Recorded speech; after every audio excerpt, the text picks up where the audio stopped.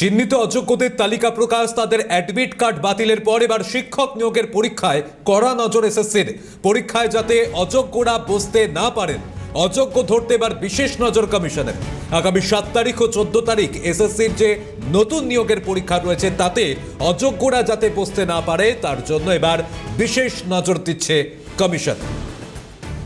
এসএসসির কড়া নজর, শিক্ষক নিয়োগ পরীক্ষায় যাতে কোনোভাবেই অযোগ্যরা বসতে না পারেন তার এই জন্য বিশেষ নজর এবার স্কুল সার্ভিস কমিশনের। সায়ন্তন ভট্টাচার্য প্রতিনিধি আমাদের সঙ্গে রয়েছেন। সায়ন্তন, বিশেষ করে কোন কোন দিকগুলোতে এবার নজর দিচ্ছে কমিশন? দেখো, গতকালই কিন্তু অযোগ্যদের তালিকা প্রকাশ করে দেওয়া হয়েছে যে কারা বসতে পারবেন না। অন্যদিকে কিন্তু দেখা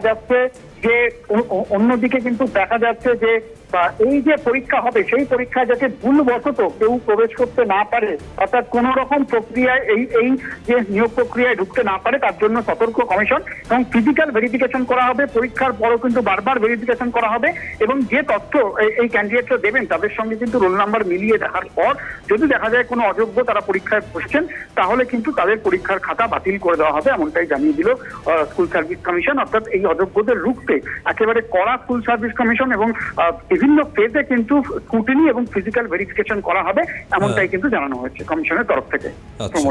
সঙ্গে থাকো সায়ন্তন। শিক্ষক নিয়োগের পরীক্ষায় কড়া নজর এসএসসির। পরীক্ষায় যাতে অযোগ্যরা বসতে না পারেন, অযোগ্য ধরতে বিশেষ নজর কমিশনের। আগামী 7 তারিখ ও 14 তারিখ এসএসসির নতুন নিয়োগের পরীক্ষা। ইতিমধ্যেই 2160টি অ্যাডমিট কার্ড বাতিল হয়েছে। এরপরেও কেউ পরীক্ষায় বসে পড়লে তার জন্য কড়া ব্যবস্থা। প্রতিনিধি সায়ন্তন ভট্টাচার্য আমাদের সঙ্গে ছিলেন। সায়ন্তন, আপাতত ধন্যবাদ তোমাকে।